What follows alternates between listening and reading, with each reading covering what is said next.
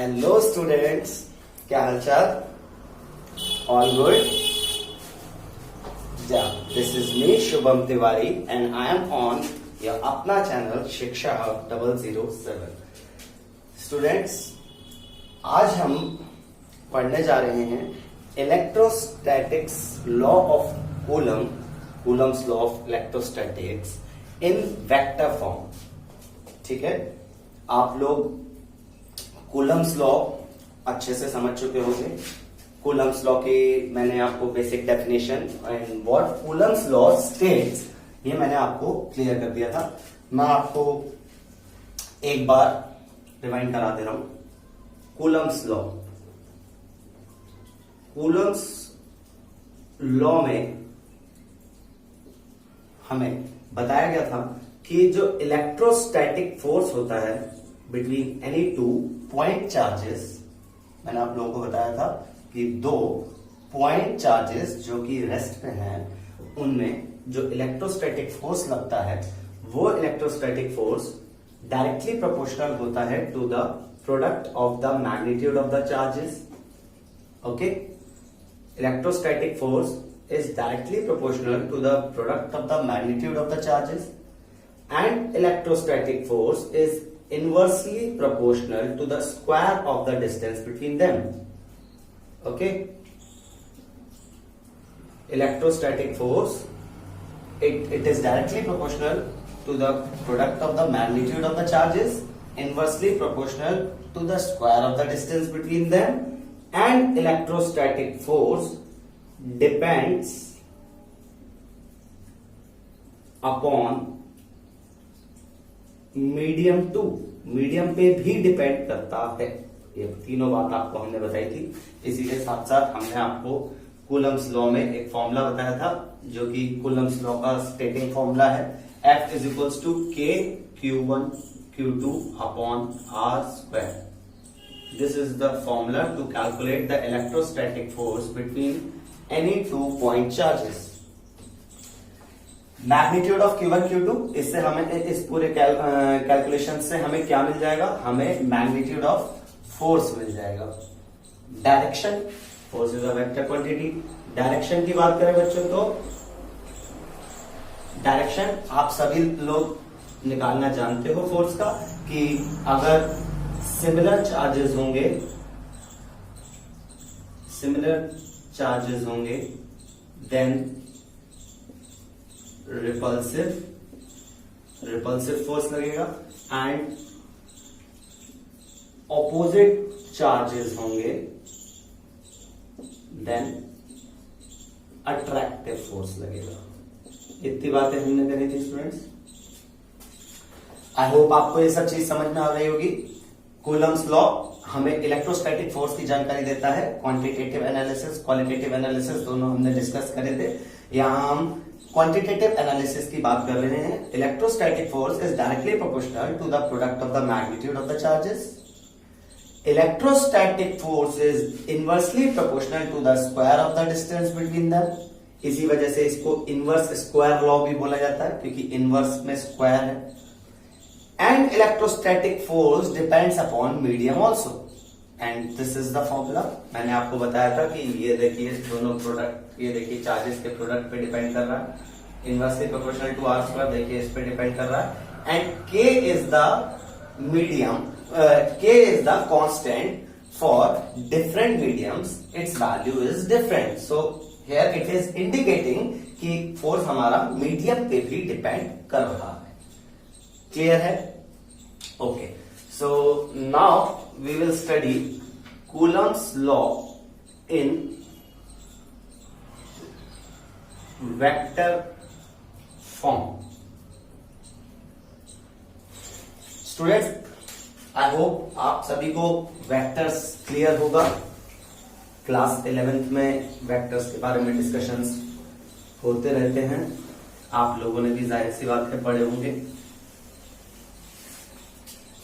Electrostatics में Coulomb's law का vector form हमें देखना है। वेक्टर क्या होता है बच्चों? Anything that is having magnitude as well as direction is a vector. ठीक है, okay, so a force is a vector ना, force it is a vector quantity.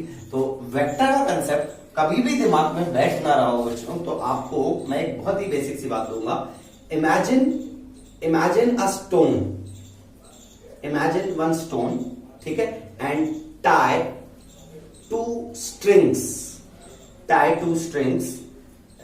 Eight whatever angle. Suppose मैं यहां पे 2 स्ट्रिंग्स टाई करता हूं और मैं इस स्टोन को, इस पेबल को मैं एक तरफ यहां से खींच रहा हूं एंड दूसरी तरफ यहां से खींच रहा हूं, ठीक है।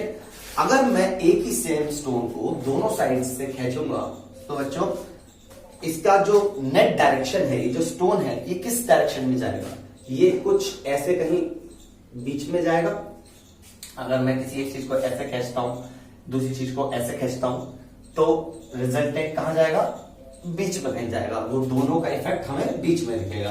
तो इससे हम इस बात को हम इस तरह से रिप्रेजेंट करते हैं स्टूडेंट। मान लो अगर ये एक ए वेक्टर है जिससे मैंने इसे इधर से खींचा, एंड ये एक वेक्टर है, suppose it is B vector. तो जो इन दोनों का रिजल्ट आया है, जो रिजल्टेंट इफेक्ट आया है, this is also a vector and this will be equal to A vector plus B vector. This is vector addition, the combined effect. जो दो वेक्टर्स, जो कितने भी वेक्टर्स मिलके जो कंबाइंड इफेक्ट को प्रोड्यूस करते हैं, वही उनका एडिशन या रिजल्टेंट होता है। ये बात आपको वेक्टर्स से मैं इधर से समझाना चाह रहा था। फिलहाल इतनी बात समझ में आ गई। इसके अलावा आपको बेटा हमने वेक्टर एडिशन आपने जरूर पढ़ रखा होगा आपके टीचर से। वेक्टर एडिशन, तो there are 2 laws of vector addition. One is triangle law of vector addition and another one is parallelogram law of vector addition, कि किन 2 तरीके से हम वेक्टर्स को ऐड करते हैं।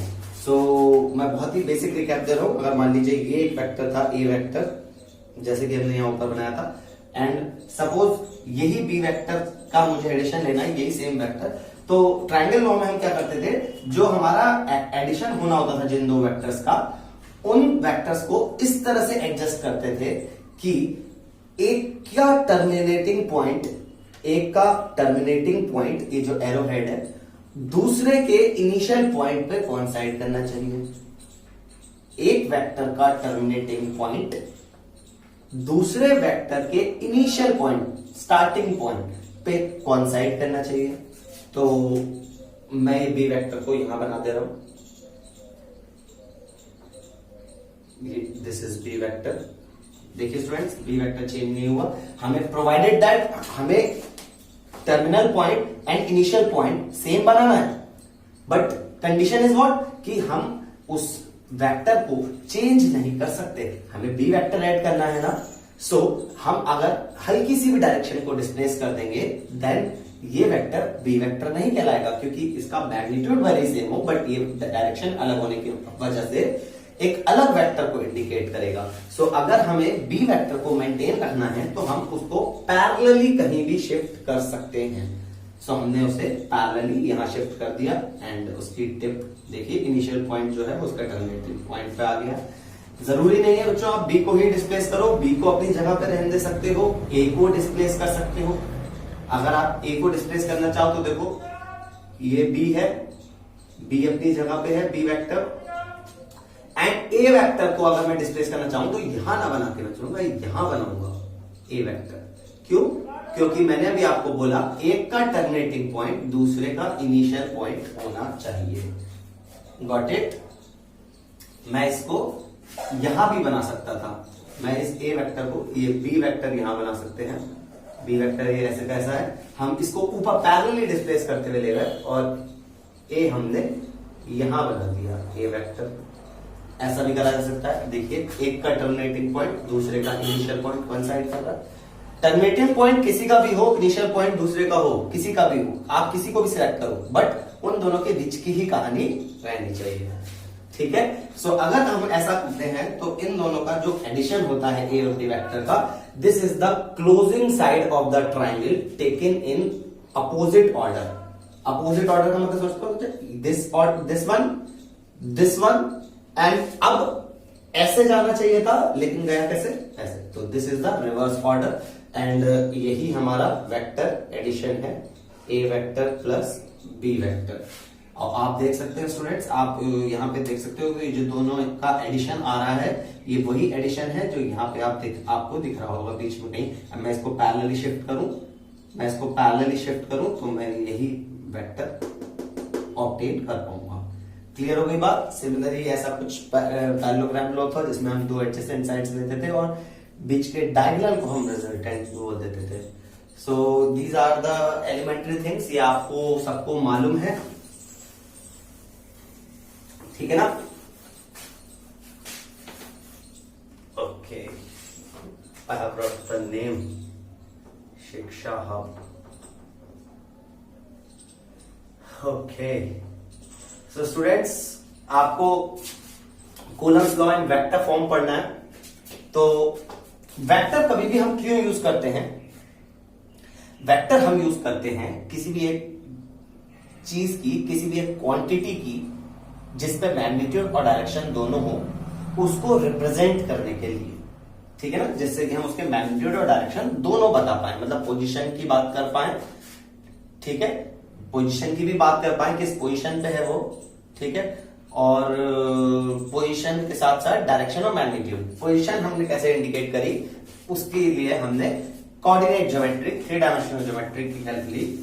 तो स्टूडेंट्स सपोज आपको मैंने यहां पे बताया था एक कोई पॉइंट चार्ज है Q1 एंड एक कोई पॉइंट चार्ज है Q2 and they are separated by a small distance, they are separated by a distance, let us suppose r is this distance, okay, and हमने कूलम्स लॉ में आपको क्या बताया था कि कभी भी दो point charges separated by a small distance, separated by a distance, then they exerts an equal and opposite force on each other, so one will apply force on two। अगर ये सेम नेचर के हैं तो ये इस direction में लगेगा, and ये सेम नेचर के हैं तो ये इस डायरेक्शन में लगेगा, ठीक है। This will be F on 1 due to 2, this will be F on 2 due to 1, ठीक है। Got it students? Okay. अब हम क्या बात करते हैं, मैं इस बात को यहां अभी लिख देता हूं, अभी लिखूंगा। बात करते हैं कि सपोज मेरा एक 3 डायमेंशनल सिस्टम है, सपोज मेरा एक 3 डायमेंशनल सिस्टम है, एक कोऑर्डिनेट एक्सिस बनी हुई है, ठीक है, ये 3 coordinate axis, this is the origin, आपको दिख रहा होगा, and here it is a plane, ठीक है। अगर हम देखिए हम प्लेन को कंसीडर कर रहे हैं तो हम ये एक तीसरी एक्सिस को गायब भी कर सकते हैं, क्योंकि हम यहाँ प्लेन के डिस्कशंस कर रहे हैं। 2 पॉइंट चार्जेस एक किसी प्लेन में रखे हैं तो हम उस प्लेन में 2 एक्सिस को कंसीडर करके अपनी पोजीशन को डिफाइन कर सकते हैं। सो यहां पे क्या होगा स्टूडेंट्स, मैं इस पॉइंट को लोकेट करने के लिए एक पोजीशन वेक्टर बना देता हूं। Suppose this is the position vector R1, this is origin, and suppose this is the position vector R2। मान लीजिए ये पोजीशन वेक्टर क्या होता है स्टूडेंट्स, आपको वेक्टर्स पढ़े हो तो आपको पोजीशन वेक्टर पता होना चाहिए। किसी भी एक पॉइंट को अगर हम ओरिजिन से ज्वाइन करते हैं किसी भी स्पेस में, चाहे वो प्लेन में कोई स्पेस हो या वो पूरी 3D में प्लेन में कोई पॉइंट हो या 3D पूरी स्पेस में कोई पॉइंट हो, हम उसको लोकेट करने के लिए जो हम ओरिजिन से डायरेक्ट लाइन ज्वाइन करते हैं उस पॉइंट तक, उसे position vector of that point कहते हैं, ठीक है। एंड किन्हीं भी 2 वेक्टर्स को, किन्हीं भी 2 पॉइंट के बीच में अगर हमें वेक्टर निकालना है, जैसे सपोज मैं यहां Q1 से Q2 तक जाऊं, ठीक है ना, तो डिस्प्लेसमेंट कर रहा हूं, मैं कुछ चल के जा रहा हूं, displacement it is a vector quantity, so मैं यहां से 1 से 2 की तरफ जाऊंगा तो एक डिस्प्लेसमेंट वेक्टर होगा।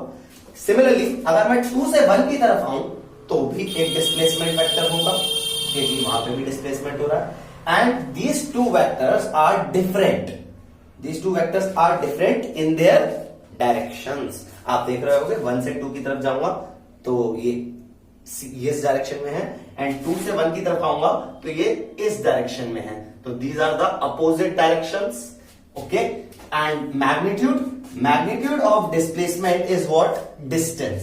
सो आप यहां पे दिख रहा होगा कि मैं यहां से यहां तक जाऊंगा तो भी वही डिस्टेंस है, मैं यहां से यहां तक आऊंगा तो भी सेम डिस्टेंस है, मतलब magnitude of both the displacement vectors should be same. Okay, so आपको यहां पे दिख रहा होगा स्टूडेंट्स, अगर हम यहां पे ट्राइंगल लॉ लगाएं तो आप देख सकते होगे कि सपोज मैं 2 से 1 की तरफ आऊं तो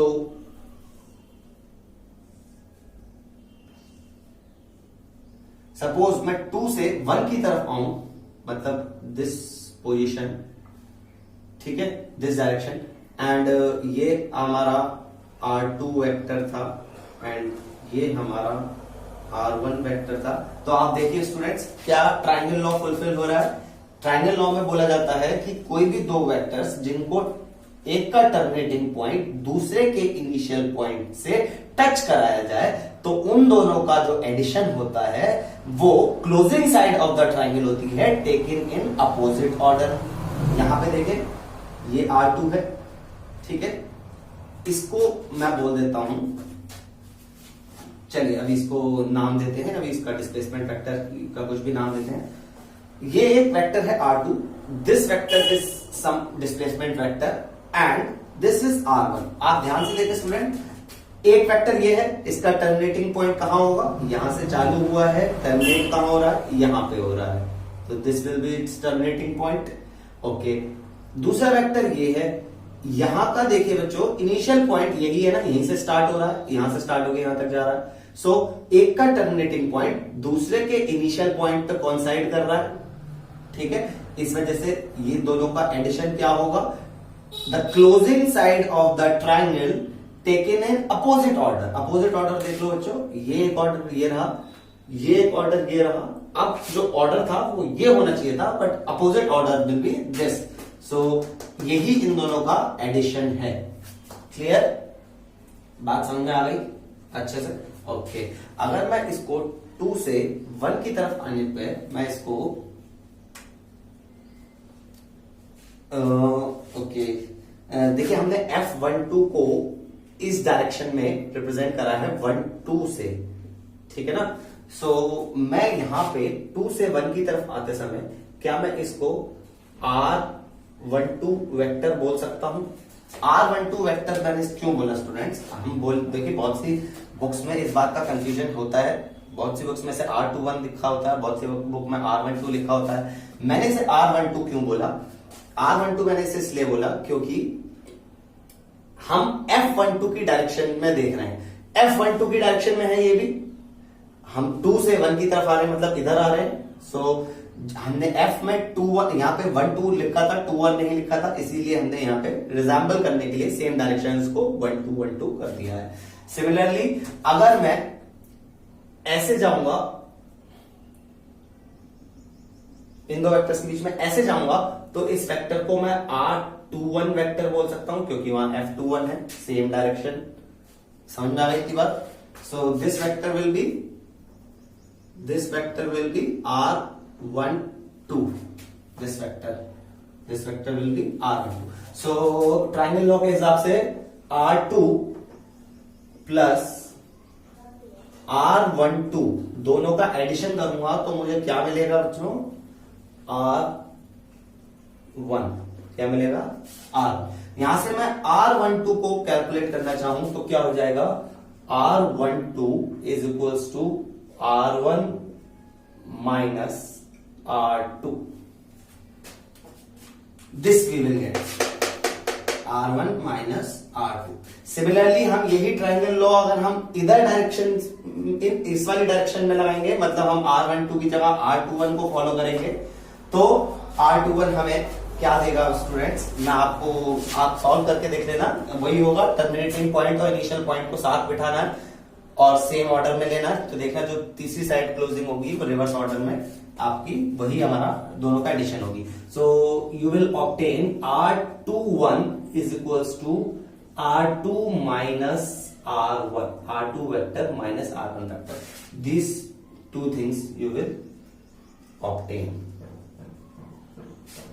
okay, R12 is equals to R1 minus R2 and R21 is equals to R2 minus R1।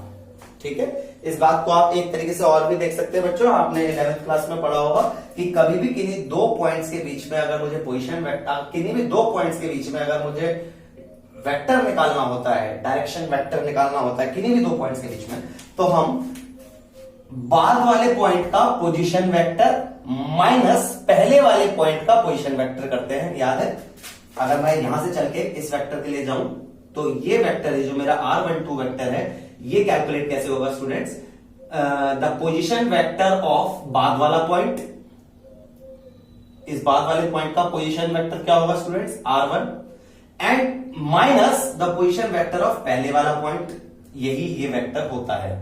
किन्हीं भी दो पॉइंट्स के बीच का वेक्टर, पोजीशन वेक्टर ऑफ बाद वाला point minus position vector of पहले वाला पॉइंट। मैंने आपको ट्राइंगल लॉ की हेल्प से समझा दिया है, बट आप चाहें तो आप ऐसे भी देख सकते हैं, R12 है तो बाद वाला पोजीशन वेक्टर माइनस पहले वाला पोजीशन वेक्टर, मतलब R12 इधर आते हुए है तो बाद वाला R1 पहले वाला R2, R1 माइनस R2, देखिए R1 माइनस R2।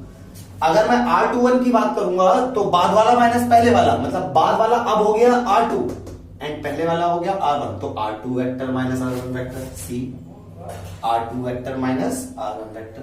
आई होप आपको ये दोनों वेक्टर सेम है, डिस्टेंस सेम है, बट डायरेक्शंस अलग होने की वजह से हम दो अलग वेक्टर्स कंसीडर कर रहे हैं। अगर मैं R12 और R21 का मैग्नीट्यूड डिस्कस करूं स्टूडेंट्स, तो मैं यहां लिख दे रहा हूं R12 का वेक्टर का जो मैग्नीट्यूड है और R21 वेक्टर का जो मैग्नीट्यूड है, दीज आर इक्वल। क्लियर, मैं यहां पे इस टर्म्स में भी लिख दे रहा हूं R1 minus R2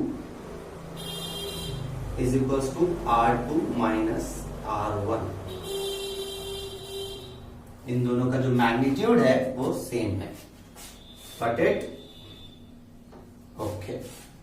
now students, I hope you all know कि किसी भी वेक्टर में दो चीजें होती हैं, एक तो मैग्नीट्यूड, मान लीजिए एक ए वेक्टर है तो इसमें दो चीजें होंगी, एक तो इसका मैग्नीट्यूड एंड एक इसकी डायरेक्शन, जिसको हम यूनिट वेक्टर से डिनोट करते हैं, denoted by cap.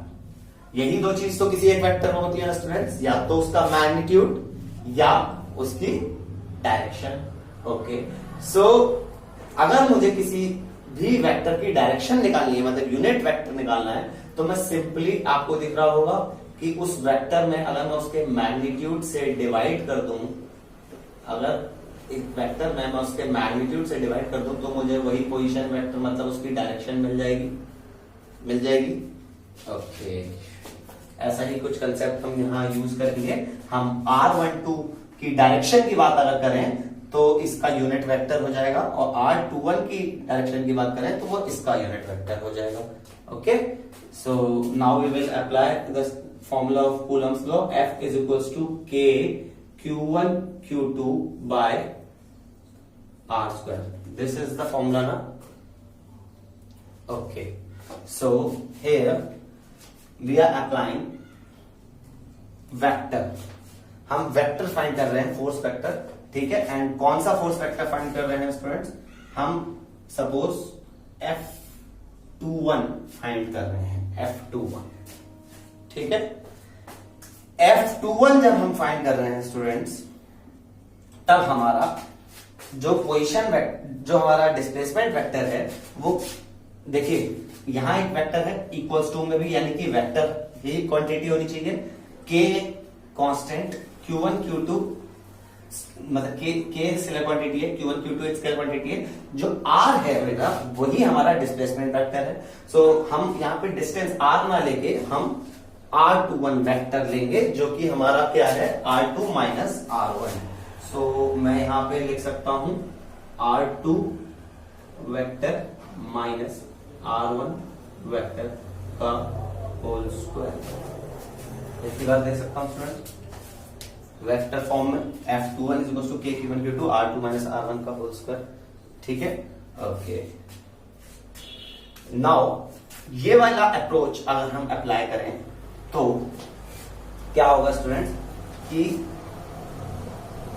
F that is equals to K Q1 Q2 R2 minus R1 का होल स्क्वायर, ठीक है।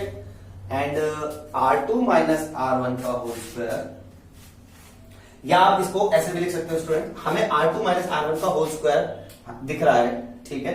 हमें R2 माइनस R1 का होल स्क्वायर, मेरे से गलती हो गई, सपोज आपसे सभी से विनम्र भाव से सॉरी है, ठीक है। आपको के Q1 Q2 bar are square use करना होता है। आर स्क्वायर में आपको डिस्टेंस ही यूज करनी होती है, मतलब मैग्नीट्यूड यूज करना होता है। तो मैं यहाँ पे के Q1 Q2 R2 minus R1 का मैग्नीट्यूड लगा रहा हूं, और मैग्नीट्यूड का स्क्वायर यहाँ पे हम लिख रहे हैं, ठीक है। Okay, this complete term is indicating what? Magnitude as well as direction.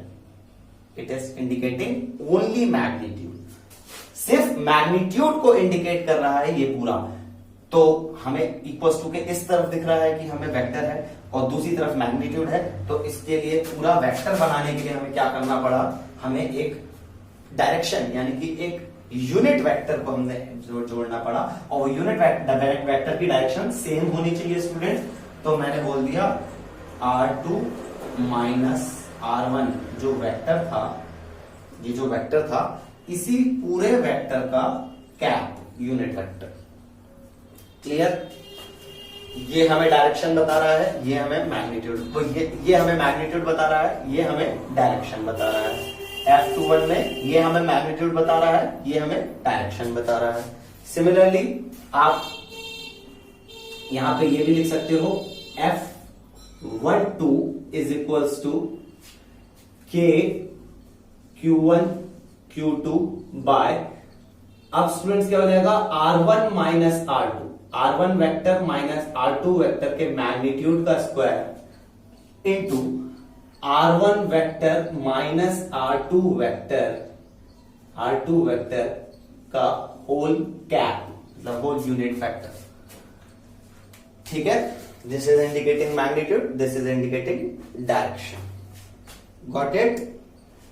Okay, so अगर हम यूनिट वेक्टर की डायरेक्शन को यहां से उठाएं, हमने देखा था कि किसी भी वेक्टर का अगर हमें यूनिट वेक्टर चाहिए तो हम उस वेक्टर की उसके मैग्नीट्यूड से डिवाइड कर दें तो वो यूनिट वेक्टर मिल जाता है। किसी भी वेक्टर का अगर यूनिट वेक्टर हमें चाहिए तो उसी वेक्टर की उसके मैग्नीट्यूड से हम डिवाइड कर दें तो हमें यूनिट वेक्टर मिल जाता है। तो हम यहाँ पे अगर रिप्लेस करना चाहें स्टूडेंट्स, तो यूनिट वेक्टर को हम रिप्लेस कर सकते हैं इसी वेक्टर को डिवाइडेड बाय उसका मैग्नीट्यूड। वहां पे ए वेक्टर था तो ए यूज हुआ है, यहाँ पे R2 माइनस R1 है तो R2 माइनस R1 यूज होगा। सो अगर मैं इसके कैप निकालने की बात करूं, मतलब इसका यूनिट वेक्टर निकालने की बात करूं, तो दैट वेक्टर मतलब R2 vector minus R1 vector, ये तो वो वेक्टर हो गया कंप्लीट, ठीक है, अपॉन उसका मैग्नीट्यूड में बच्चों हम R2 माइनस R1 का मैग्नीट्यूड से हम इसमें मल्टीप्लाई कर दे रहे हैं, ठीक है। सिमिलरली मैं यहां पे भी रिप्लेस कर दूं, लिख लिया ये चीज। पहले स्टेप वाइज नोट जरूर करते चले students, that is very mandatory. So अब हम लिख देते हैं R1 vector minus R2 vector, ये पूरा वेक्टर लिख दिया, अपॉन इसका magnitude that is R1 vector minus R2 vector का मैग्नीट्यूड। ओके स्टूडेंट्स, आपको दिख रहा होगा यहाँ स्क्वायर है, यहाँ इंटू में सेम थिंग है, तो स्क्वायर इंटू पावर 1 क्यूब हो जाएगा, यहाँ पे भी similarly. So what you will obtain, मैं आपको फाइनल एक्सप्रेशन यहां लिख दे रहा हूं।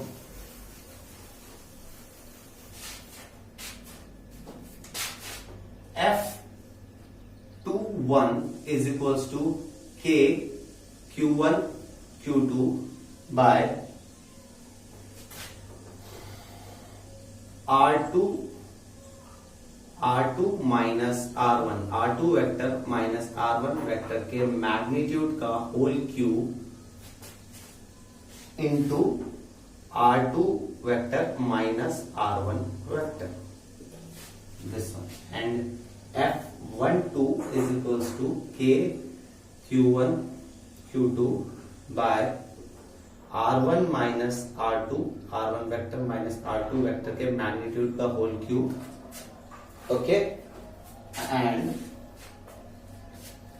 R1 vector minus R2 vector,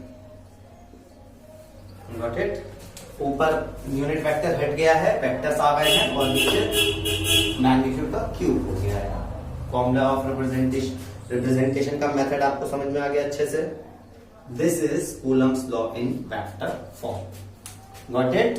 this is a very very दिल छूने वाला question of boards examiner. Boards examiner का बहुत ही चहीता क्वेश्चन है, कई बार पूछ चुका है boards. What is Coulomb's law in vector form? State Coulomb's law in vector form. This complete derivation or this complete expression they are trying to say, to obtain. Got it? समझ आ गया? Good.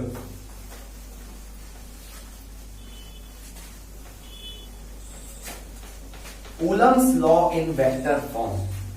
I hope सभी को clear हो चुका होगा अब तो।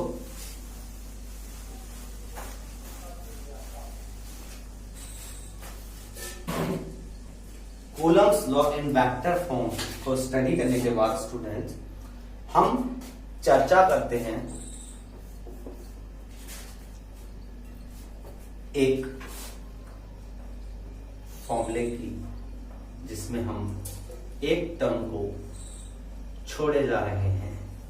इसकी बातचीत अभी तक नहीं हो पाई है एंड इसकी बातचीत करना बहुत जरूरी है।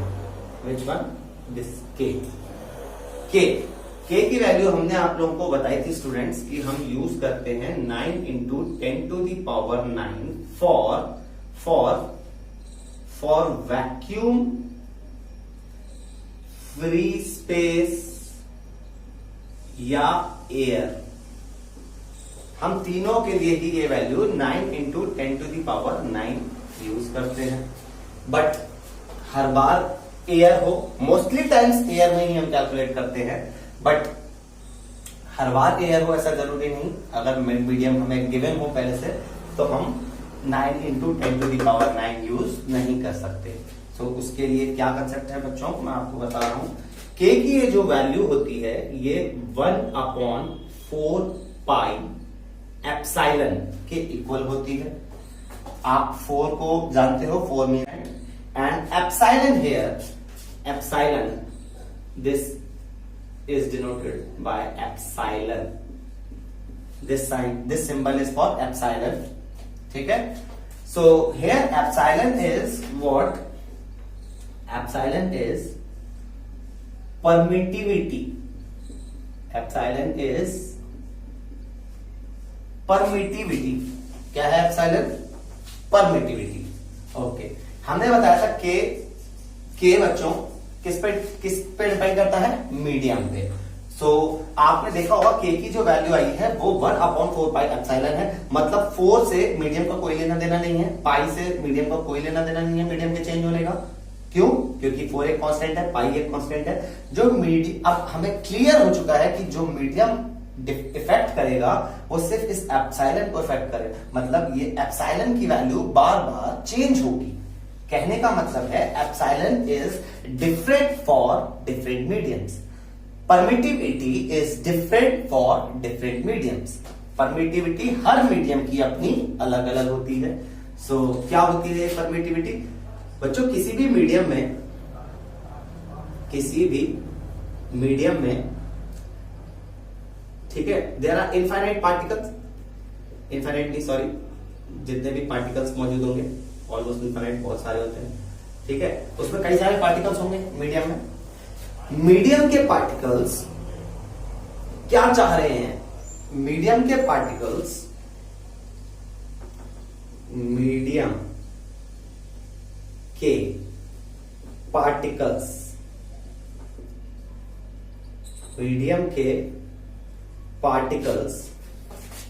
की वो प्रॉपर्टी, मीडियम्स ऑफ पार्टिकल की वो property due to which due to which it permits the obstruction offered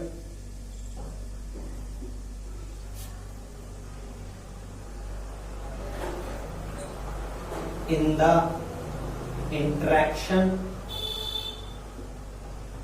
बहुत ही गाड़ी लैंग्वेज यूज कर रहा हूं, ऐसा कुछ नहीं है स्टूडेंट, बहुत ही इजी है, बट आपको अभी समझाऊंगा तब आप भी कहेंगे it is too easy. In the interaction between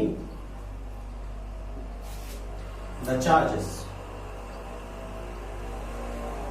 interaction between the charges. Okay, medium के पार्टिकल्स की वो प्रॉपर्टी, मीडियम के पार्टिकल्स की वो प्रॉपर्टी, मैं फिर बोल रहा हूं किसके पार्टिकल्स की, मीडियम के पार्टिकल्स, मीडियम के पार्टिकल्स की वो प्रॉपर्टी जिसकी वजह से, due to which it permits the obstruction offered in the interaction between the charges.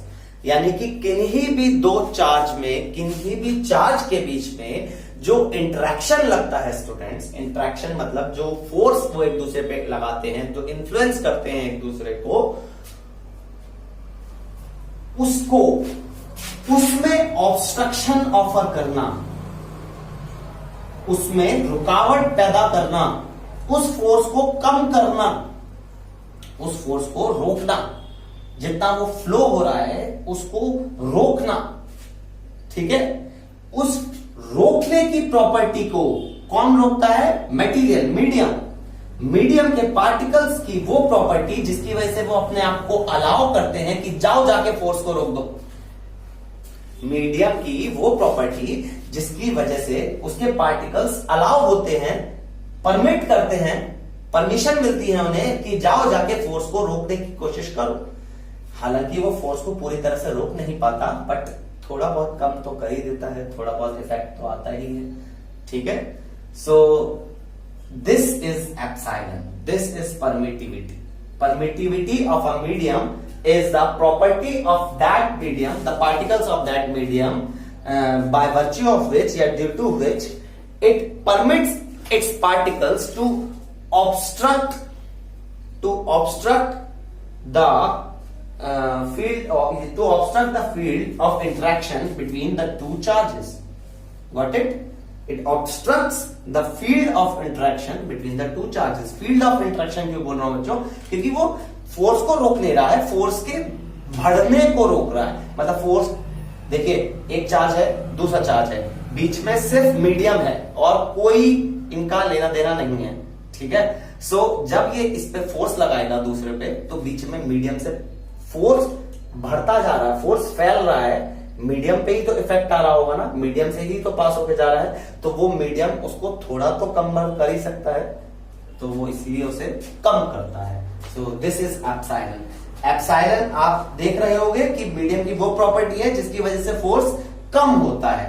So epsilon जितना ही ज्यादा होगा, epsilon will increase, force will decrease. जैसे जैसे एप्सिलॉन बड़ा होता जाएगा, फोर्स कम होता जाएगा. आप देख सकते होंगे यहां पे एक्सप्रेशन में F is equals to K की value 1/4 pi epsilon Q1 Q2 upon R square. So here epsilon, आप फोर्स और एप्सिलॉन के बीच की रिलेशन देख सकते हो students. It is inversely proportional. Epsilon denominator में है, F ऊपर है. सो एप्सिलॉन मैं बढ़ाऊंगा तो F कम होगा, एप्सिलॉन घटाऊंगा तो F बढ़ जाएगा. So when epsilon will increase, force will decrease, and vice versa.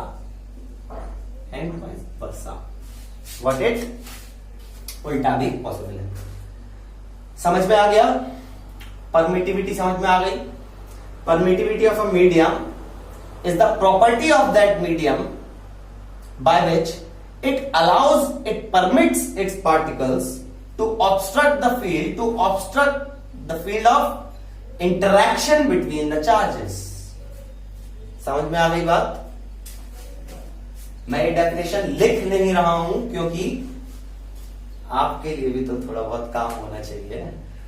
Students, आप इस बात को अपने दिमाग में बिठा लें कि अगर कोई भी चीज यहाँ पे लेफ्ट ओवर करी जाती है या फिर हम बोर्ड क्वेश्चन नोट नहीं करते हैं एंड मैं उसको बार बार फोकस कर रहा हूं या बार बार बोल रहा हूं, तो वो चीज आपकी नोट्स मेकिंग में आपकी एबिलिटी दिखाती है कि अगर आप नोट्स मेकिंग अच्छे से कर रहे हो तो उस बात को भी मैं कहीं ना कहीं नोट करूं।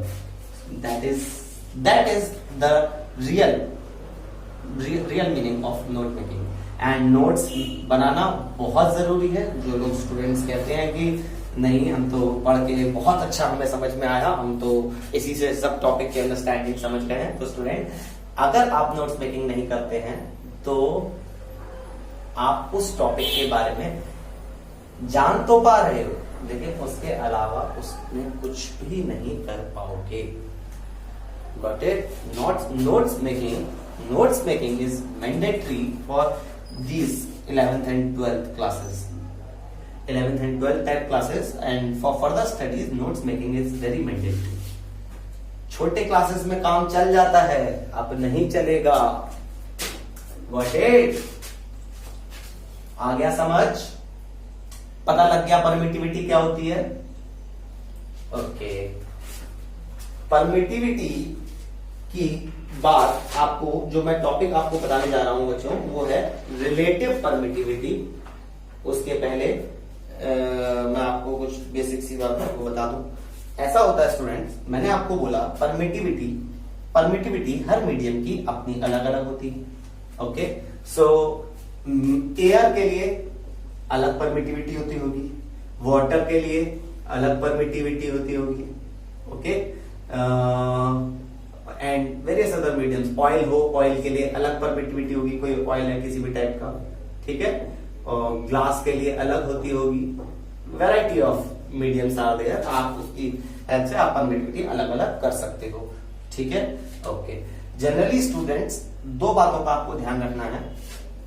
हर एक की परमिटिविटी अलग होती है, ठीक है, हर एक की परमिटिविटी अलग होती है, मतलब इसमें सेम वैल्यू यूज नहीं कर सकते हम हर मीडियम के लिए, ठीक है। फिर हमने ये वैल्यू को डिफाइन कैसे करा, 9 इंटू 10 टू दी पावर 9 को डिफाइन कैसे करा स्टूडेंट्स? हमने यहां लिखा for vacuum, free space and air. हमने यहां फिक्स कर दिया कि मीडियम विल बी एयर या वैक्यूम या फ्री स्पेस।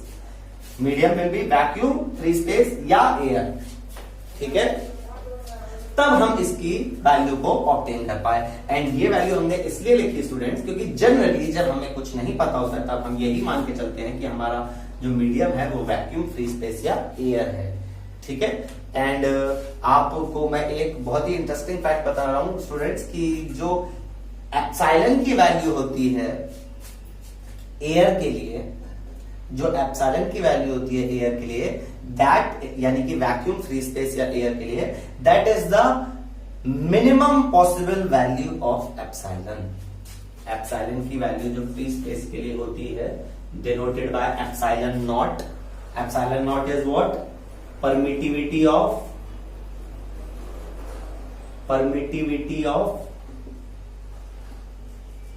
एयर या फिर वैक्यूम या फिर free space. This epsilon naught value is minimum. This epsilon naught value is minimum. This epsilon naught value is minimum and it is 8.85 into 10 to the power minus 12. 8.85 into 10 to the power minus 12 coulomb square per newton metre square. आप देख सकते हो coulomb square per newton metre square, आपको यहीं से definition से पता लग जाएगा। हमने के की यूनिट निकाली थी, तो के की यूनिट क्या थी students? Newton metre square, newton metre square per coulomb square, newton metre square per coulomb square. Newton metre square per coulomb square हमारी के की यूनिट थी, एंड के आप ध्यान से देखें तो 4 पाई कांस्टेंट है, सिर्फ एप्सिलॉन है, वो एक दूसरे के रेसिप्रोकल है। So newton metre square per coulomb square का रेसिप्रोकल करेंगे तो coulomb square per newton metre square. This is the value of permittivity of free space and this is the minimum possible value of permittivity. मैं आपको लिख दे रहा हूं, epsilon naught 8.85 into 10 to the power -12 coulomb square per newton metre square. It is the minimum possible value of permittivity for any medium.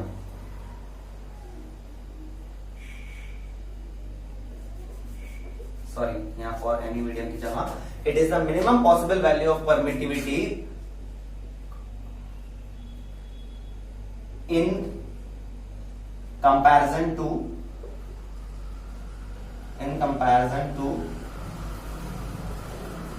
any other medium. Got it? It is the minimum possible value of permittivity in comparison to any other medium. इतनी बात समझ में आ गई? What is the permittivity of free space? 8.85 into 10 to the power -12, denoted by epsilon naught. Not लग जाता है free space या air के लिए, जनरली किसी भी मीडियम के लिए एप्सिलॉन यूज होता है। क्लियर है? मैं इसमें एम का सफिक्स भी लगा सकता हूं, epsilon of any medium. Okay, ठीक। अब बच्चों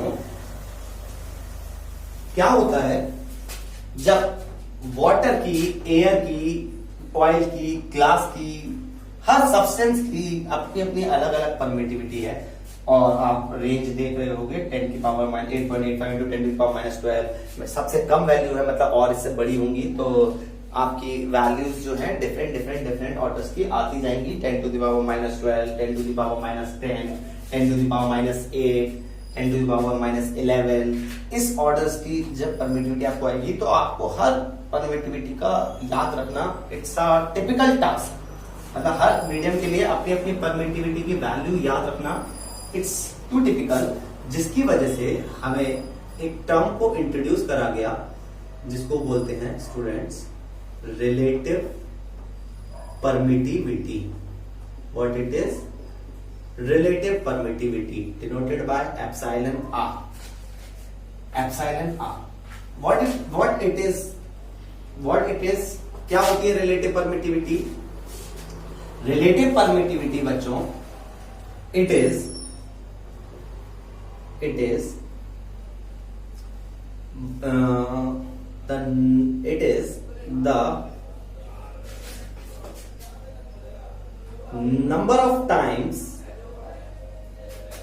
is the number of times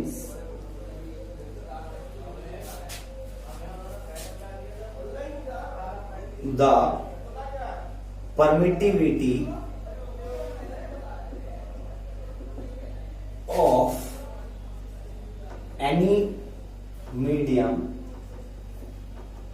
is greater than permittivity of free space. It is the number of times the permittivity of any medium is greater than the permittivity of free space. क्या हुआ students? हमने क्या करा, मैं आपको एक example की help से बताता हूं। मान लीजिए आपके पास 1500 रुपए का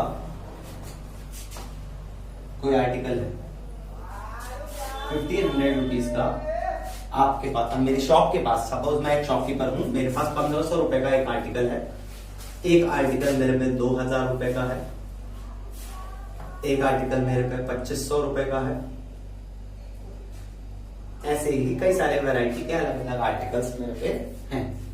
ठीक है, अब हर एक की अपनी अपनी वैल्यू को अगर मैं याद रखूंगा तो मेरे लिए टिपिकल टास्क रहेगा। मैंने एक स्टैंडर्ड बांटा, मैंने कहा एक कोई मेरे पे आर्टिकल है जो 500 रुपए का है and that is standard. This is standard. ये स्टैंडर्ड प्राइस का एक आर्टिकल है मेरे पे 500 रुपए का। एंड बाकी के जितने भी आर्टिकल्स हैं मैं उसकी कॉस्ट ना लिख के ये लिख रहा हूं कि कितने टाइम्स वो इस आर्टिकल से बड़ा है। मतलब कि 1500 वाला इस आर्टिकल से कितने टाइम्स बड़ा है, 3 टाइम्स बड़ा है, 5 3 15। ये वाला आर्टिकल कितना बड़ा है, 4 टाइम्स। ये वाला 5 टाइम्स। सो कितने टाइम्स बड़ा है ये हम कैसे निकालेंगे, उस आर्टिकल की कॉस्ट डिवाइड बाय जिसको मैंने स्टैंडर्ड माना था। अगर मैं इसको डिवाइड कर दूंगा तो मेरे को नंबर ऑफ टाइम्स कितना बड़ा है वो ये मिल जाएगा। ठीक है ना। सो अगर मुझे किसी को भी नंबर ऑफ टाइम्स कोई चीज कितनी बड़ी है किसी से वो निकालना है, जैसे 500 से 500 से 2000 कितना बड़ा था, 4 टाइम्स बड़ा था। कैसे आया, 500 से डिवाइड कर दिया हमने। सिमिलरली मैं बोल रहा हूं परमिटिविटी, किसी भी मीडियम की परमिटिविटी एयर की परमिटिविटी से, फ्री स्पेस की परमिटिविटी से कितनी बड़ी होती है, वही हमारा रिलेटिव परमिटिविटी है। मतलब कि epsilon R is equals to epsilon of any medium upon epsilon naught. मैंने आपको बोला कि एप्सिलॉन नॉट से मतलब फ्री स्पेस की परमिटिविटी से कितनी बड़ी है। जैसे 500 से कितना बड़ा था, तो 500 हमने नीचे रखा था। सिमिलरली एप्सिलॉन नॉट हमने नीचे रखा। क्या चीज बड़ी थी, 2000। हमें चेक कैसे करना था 2000 को, यहां हमें किसे चेक करना है, परमिटिविटी ऑफ एनी मीडियम। जिस भी मीडियम की बात चल रही होगी उस मीडियम की परमिटिविटी को अगर मैं एयर की परमिटिविटी से डिवाइड कर दूंगा तो मुझे रिलेटिव परमिटिविटी मिल जाएगी। कहने का मतलब है मुझे यह मिल जाएगा कि कितने गुना वो परमिटिविटी बड़ी होगी एयर की परमिटिविटी से। Clear, this is relative permittivity. आसानी ये हो गई बच्चों, मान लो वाटर की परमिटिविटी 3 गुना हो, 2 गुना हो, मान लो 1.5 टाइम्स हो, तो हमें उस वाटर की परमिटिविटी नहीं याद रखनी है, हमें वो 1.5 वैल्यू याद रखनी है, वो 2 वैल्यू याद रखनी है। अगर ग्लास की परमिटिविटी 3 टाइम्स है एयर की परमिटिविटी से, तो हमें वो 3 याद रखना है। मतलब कहने का मतलब है हमने अपनी जो चीज जो हमें याद रखनी है उसको हमने सिंपल बना दिया। हमने वो वैल्यू याद ना रख के नंबर ऑफ टाइम्स कि वो कितना बड़ा है एयर से, एयर की परमिटिविटी से, ये याद रख लिया। और इसीलिए रिलेटिव परमिटिविटी एक इंपॉर्टेंट कंसेप्ट है, क्योंकि इसकी हेल्प से हमने अपनी प्रॉब्लम्स को रिड्यूस कर दिया। हम कितना बड़ा है वो एयर की परमिटिविटी से ये याद रखेंगे, डिस्पाइट ऑफ कि उसकी खुद की क्या परमिटिविटी है ये याद रखेंगे। क्लियर है। इसी के साथ आपको मीडियम की परमिटिविटी का एक्सप्रेशन भी मिल रहा होगा कि किसी भी मीडियम की परमिटिविटी जो होती है वो होती है epsilon not into epsilon r. जी हाँ, epsilon not into epsilon r. ठीक है, epsilon not into epsilon r, epsilon not into epsilon r. So इसीलिए जो हमारा स्टैंडर्ड फॉर्मूला है फोर्स, इलेक्ट्रोस्टैटिक फोर्स का, वो है F is equal to 1/4 pi. Epsilon use करा था ना मैंने बच्चों पहले, एप्सिलॉन की जगह हम क्या लगा सकते हैं, एप्सिलॉन किसी भी मीडियम के एप्सिलॉन की जगह हम क्या लगा सकते हैं, epsilon not into epsilon R, Q1 Q2 by R square. This is the complete formula for any medium. 1/4 pi epsilon naught epsilon r Q1 Q2 by R square. ठीक है। जनरली बच्चों हम जब एयर की बात करते हैं तब एयर के लिए आप देख लीजिए रिलेटिव परमिटिविटी क्या होगी, रिलेटिव परमिटिविटी ऑफ एयर। मैंने आपसे बोला परमिटिविटी ऑफ दैट मीडियम जिसकी हम निकाल रहे हैं। So relative permittivity of air, तो हम एयर की परमिटिविटी निकाल रहे हैं, तो एयर की परमिटिविटी एप्सिलॉन नॉट ही होती है अपॉन एप्सिलॉन नॉट, तो epsilon not upon epsilon not that is 1। और आप देखते ही पता लग रहा होगा आपको, मैंने आपको बोला रिलेटिव परमिटिविटी क्या होती है कि एयर की परमिटिविटी से कितने टाइम्स बड़ी है। अब एयर की परमिटिविटी से खुद एयर की परमिटिविटी तो एक ही टाइम्स बड़ी होगी ना, वो खुद ही वही है। So epsilon r for air will be 1। So अगर हम एयर की बात करते हैं, जो कि हमारा जनरली हर क्वेश्चन में होगा, तो हम ये एप्सिलॉन आर गायब कर देते हैं और then this expression will become F is equals to 1 upon 4 pi epsilon naught Q1 Q2 by R square for air vacuum. Clear है? और जनरली हमें इसी से डील करना है, और इसी की वैल्यू बच्चों होती है, इसी की 1 अपॉन 4 पाई एप्सिलॉन नॉट की ही वैल्यू होती है बच्चों 9 इंटू 10 टू दी पावर 9, जो कि हम यूज करते हैं। क्लियर हो गया? आई होप आपको इतनी बातें समझ में आ गई होंगी अच्छे से।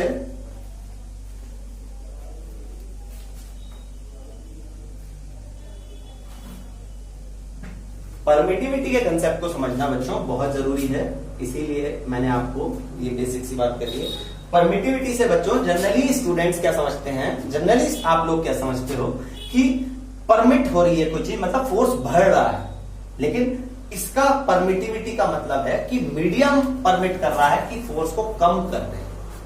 क्लियर? तो जितनी ज्यादा परमिटिविटी उतना ही कम उनके बीच का फोर्स उस मीडियम में। बात समझ में आई? ओके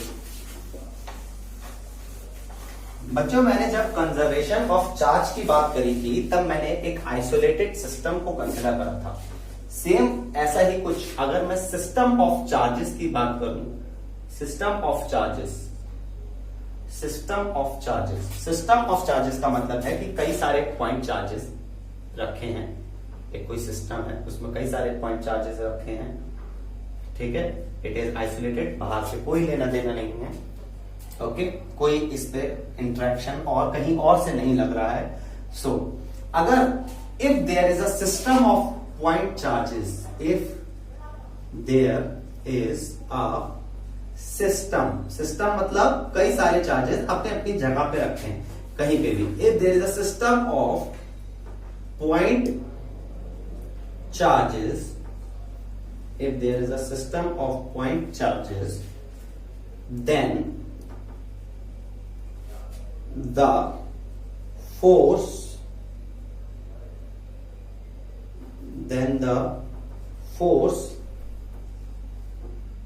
acted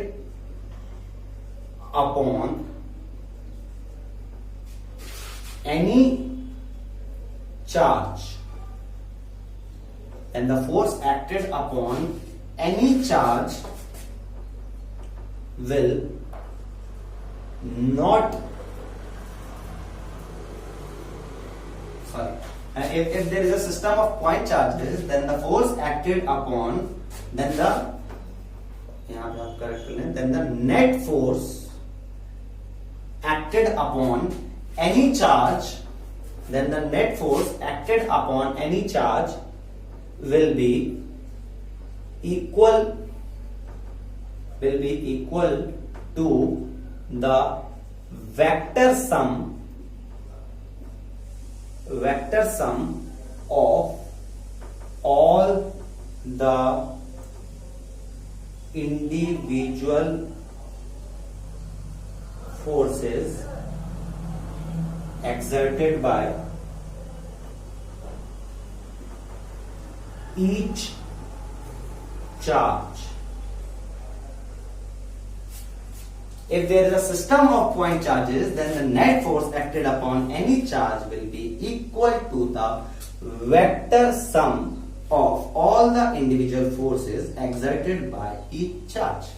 कहने का मतलब है कि अगर कोई एक सिस्टम है जिसमें कई सारे पॉइंट चार्जेस हों, अगर आपको किसी भी एक चार्ज पे, मान लीजिए मुझे इस फोर्थ वाले चार्ज पे नेट फोर्स निकालना है, मतलब टोटल इफेक्ट ऑफ फोर्स निकालना है, तो वो फोर्स जो नेट फोर्स इस पे महसूस होगा, इसे लगेगा। नेट फोर्स का मतलब समझते हैं बच्चों, मैंने आपको वेक्टर्स में बताया था एडिशन, जो रिजल्टेंट था, जो एडिशन था, वही मतलब मैंने एक पत्थर को इधर से खींचा तो रिजल्टेंट वो गया इधर, तो दैट इज द हमारा नेट हमारा, उसी को बोलते हैं वेक्टर में। तो the net force acted upon Q4, मतलब कुल मिला के जो फोर्स लग रहा होगा Q4 पे, वो हमेशा कैसे निकाला जाएगा, the vector some of all the individual forces, मतलब जो बाकी चार्जेस इस पे जो फोर्स लगा रहे होंगे, मैंने आपको बताया कूलम्स लॉ में कि किन्हीं भी दो चार्जेस जैसे Q1 और Q4 के बीच में जो फोर्स लगेगा वो अलोंग द लाइन ज्वाइनिंग लगेगा। So either it is away और इट इज टुवर्ड्स। अब मान लीजिए मैं इनकी साइन दे रहा हूं, ये -Q1 है, it is -Q3 and these two are positive, these three are positives, okay. So what you will obtain, ये प्लस का Q4 है और ये प्लस का Q2 है, ये प्लस का Q5 है, प्लस माइनस अट्रैक्ट्स, सो इस पे अलोंग द लाइन ज्वाइनिंग, मतलब ये इस डायरेक्शन में लग जाएगा towards, okay. Plus minus again attract, so जो इनकी लाइन ऑफ ज्वाइनिंग होगी, उसी के अलोंग, हमेशा स्टूडेंट्स उसी के अलोंग लगेगा। सेंट्रल फोर्स होता है इलेक्ट्रोस्टैटिक फोर्स, सो टुवर्ड्स लग गया क्योंकि तो इस पे भी अट्रैक्शन है, okay. Now here this is the line joining and plus plus repels, so it will be like this is plus Q4, okay, and here it is also repulsive, यहाँ पे भी repulsive है क्योंकि दोनों ही फोर्स पॉजिटिव है, plus दोनों ही charges positive हैं, plus Q4। so here it is F1, here it is F3, here it is F2 and here it is F4। F3 क्यों नहीं है बच्चों? F3 इसीलिए नहीं है क्योंकि F4 क्यों नहीं है? F4 क्यों नहीं है स्टूडेंट्स? F4 इसलिए नहीं है क्योंकि हम फोर्थ वाले चार्ज पे ही कैलकुलेट कर रहे हैं, सो हम सबकी वजह से करेंगे फोर्थ पे खुद की वजह से थोड़ी ना करेंगे, ओके। सो इस पे फोर्स वन चार्ज पे Q1, due to Q1 charge F1 act हो रहा है, due to Q3 charge F3 act हो रहा है, due to Q2 charge F2 act हो रहा है, due to Q5 charge F5 act हो रहा है। डायरेक्शंस आप सबको रिपल्शन और ट्रैक्शन के अकॉर्डिंग पता लग रहे होंगे। Along the line joining, the keyword is along the line joining, कहीं और नहीं हो। सो टोटल फोर्सेस Q4 को कितने महसूस हो रहे हैं? एक F1 महसूस हो रहा है, एक F2 महसूस हो रहा है, एक F3 महसूस हो रहा है, एक F5 महसूस हो रहा है। पता है एक पत्थर है, उसको मैं इधर से भी खींच रहा हूं, इधर से भी खींच रहा हूं, इधर से भी खींच रहा हूं, इस साइड से भी खींच रहा हूं, तो इन सबका रिजल्टेंट मिला के कहीं ये कैसे आएगा ना, है ना? वो वेक्टर्स के लॉ के अकॉर्डिंग होगा, वेक्टर्स लॉ ऑफ एडिशन के अकॉर्डिंग होगा, ठीक है ना, वही ट्रायंगल लॉ, पैरेललोग्राम लॉ वगैरह से। और लेकिन कुछ एक पर्टिकुलरली हमें फील तो आ रहा है ना कि इसी डायरेक्शन में होगा, that is the net force, that is the F net and this will be equal to the vector sum. वही हमने लिखा है कि वेक्टर एडिशन सबका कर दूंगा तो वही फोर्स हमें मिल जाएगा, यानी कि F net is equals to F1 plus F2 plus F3 plus plus Fn when n charges are present in any isolated system। Clear? बात समझ में आ गई? This is superposition principle. This is superposition principle, यही मेरा superposition principle है। ठीक है ना। This is superposition principle. इस सुपरपोजिशन प्रिंसिपल में दो बातें बोली जाती हैं स्टूडेंट्स। एक तो कि किसी भी पॉइंट चार्ज पे, किसी भी चार्ज पे superposition principle of electrostatic charges, electrostatics in a system of point charges, on any charge the net force acted upon will be equal to the vector sum of all the individual forces। हर एक individual force यानी कि अपने अपने force की जो लग रहे हैं उसका जो वेक्टर सम करूंगा वही मेरा एफ नेट होगा किसी भी चार्ज पे।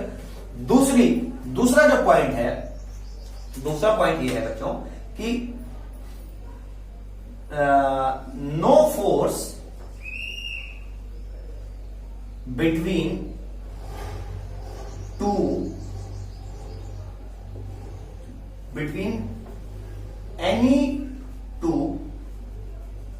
between any two point charges, no force between any two is affected by the presence of other charges in a system।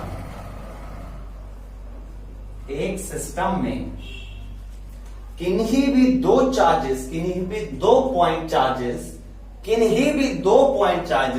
के बीच में लगने वाला force, no force between any two point charges is affected, affect नहीं होगा by the presence of other charge. कहना चाह रहा हूं कि अगर एक चार्ज है और दूसरा चार्ज है और इन दोनों के बीच में एक फोर्स लग रहा है F5, Q5 और Q4 के बीच में, जो Q5 की वजह से Q4 का फोर्स लग रहा है वो F5 है, तो Q5 की वजह से जो Q4 पे F5 फोर्स लग रहा है वो Q2 या Q3 या Q1 के प्रेजेंट होने की वजह से चेंज नहीं होगा, उस पे इन तीनों के प्रेजेंस से कोई इफेक्ट नहीं पड़ेगा।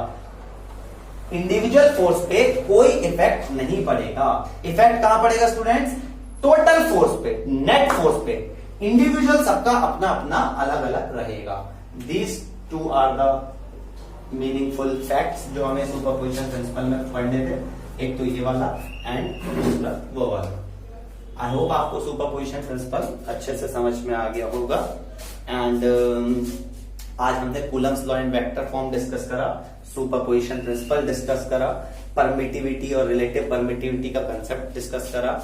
एंड आई होप आपको ये सब इंफॉर्मेशन बहुत ही अच्छे से दिमाग में बैठ गई होगी। मैंने बहुत ज्यादा टाइम लेके, बहुत ही ज्यादा आराम से हम लोग ये चीजें लेते हुए चल रहे हैं। सो स्टूडेंट्स, आप अपने इलेक्ट्रोस्टैटिक्स के कंसेप्ट को प्लीज आप ढीले ना छोड़े, क्योंकि अगर ये छोटी छोटी बातें अगर आप अच्छे से पकड़ने सीख जाओगे तो आपको यकीन मानना आगे electric field, capacitors and all, इन सब में बहुत ही अच्छी हेल्प मिलेगी और आप बहुत ही आसानी से किसी भी कंसेप्ट, किसी भी नए कंसेप्ट को समझने लगोगे।